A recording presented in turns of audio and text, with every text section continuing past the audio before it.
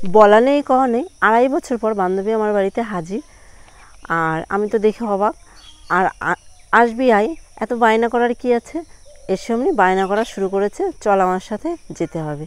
এরকম করলে হয়? কার কার এরকম একটা বান্ধবী আছে আমাকে অবশ্যই কমেন্ট করো।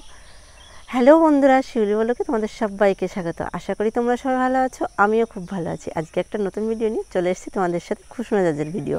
তো যাই হোক, বান্ধবীর সাথে 2.5 মাস দেখা হয়নি, মনে হচ্ছে 2.5টা বছর কেটে গেছে ওর সাথে আমার দেখা হয়নি।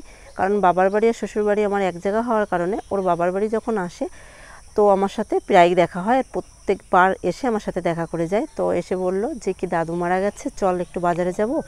যেতেই হবে তো যেতেই হবে। প্রথম বলেনি দাদু মারা গেছে, তারপরে বলেছে।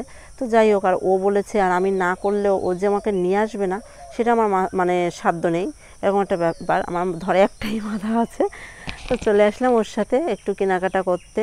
তারপর ফল টল নেবে, অনেক কিছু নেবে। এর আগেও অনেকগুলো জিনিস কেনাকাটা করা হয়েছিল, কিন্তু আমি ভিডিও করতে পারিনি। তারপর একবার ফলের দোকানে এসেছি, আবার ফলের দোকানে আবার ফিরে গেছি, আবার ভুলে গেছি, এই করছি। যাই হোক দুজনে তো এখানে এখন এসে সরা টরা কিনছি যা যা লাগবে। তারপর হচ্ছে আমরা ফল টল নিয়ে নিয়েছি। এরপর হচ্ছে যাব আর একটা দোকানে, কি কি লাগবে। এটা হচ্ছে আমার ছোটোবেলাকার বান্ধবী, মানে খুবই আমার নিজের বলতে, নিজের মায়ের পেটের কোনো বোন নেই, কিন্তু বোন না থাকলেও অন্তত এ কিছুটা পূরণ করতে পেরেছে। কারণ আমাকে এতটা হেল্প করেছে বলে বোঝাতে পারবো না। তো অন্য একদিন তোমাদের সাথে শেয়ার করব। তারপরে ওকে বললাম চল একটু ফুচকা খাবো। তো ফুচকা খেতে চলে এসেছি। আর ফুচকার দোকানে এসেও দেখো কী কাণ্ড, আমি খাবো জল ফুচকা, ও খাবে দই ফুচকা। তো ওকে বললাম, তা বলছে দই ফুচকাই তোর খেতে হবে। কিছু করার নেই, দই ফুচকাটাই নিলাম। কিন্তু আমিও কম যাই না, আমিও টক দই না খেলে, এই সরি, মানে জলের ফুচকাটা, জল ফুচকাটা না খেলে তো আমারও হয় না। আমিও পরে অবশ্য খেয়েছি জল ফুচকাটায়, দই ফুচকা খাওয়ার পরে, কারণ মিষ্টি মিষ্টি তো, আর টকটা না খেলে বেশ মজা না ব্যাপারটা। আবহাওয়াটাও মোটামুটি ভালো ছিল। তো আমরা বাজার থেকে ফুচকা টুচকা খেয়ে চলে এসেছি। আর এদিকে বাবার জন্য, মানে বাড়ির সবার জন্য রোল নিয়ে এসেছিলাম। বাবু পকোড়াটা খেতে পছন্দ করে বলে পকোড়াটাও নিয়ে এসেছিলাম। আর পকোড়াটা বেশ কিন্তু ভালোই বানায়, আমার বেশ ভালোই লাগে। কিন্তু বেশি একটা ভাজা পোড়া আমি খুব কমই খাই, বেশি একটা খাই না, খাই তবে কম খাই।